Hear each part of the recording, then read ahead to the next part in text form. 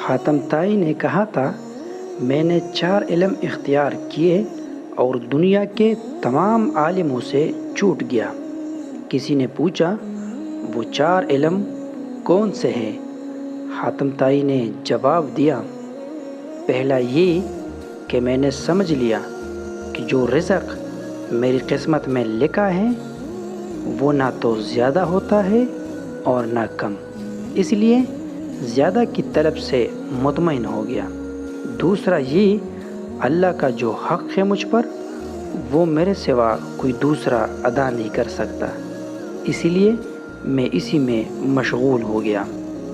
تیسرا یہ کہ ایک چیز مجھے ڈھونڈتی ہے اور وہ ہے موت، میں اس سے بھاگ نہیں سکتا، لہٰذا اس کے ساتھ سمجھوتا کر لیا۔ چوتھا یہ کہ میرے اللہ مجھ سے باخبر رہتا ہے، میں نے ان سے شرم رکھی اور برے کاموں سے ہاتھ اٹھا لیا۔ اللہ تعالی ہم سب کو اپنے حفظ و امان میں رکھے، آمین ثم آمین۔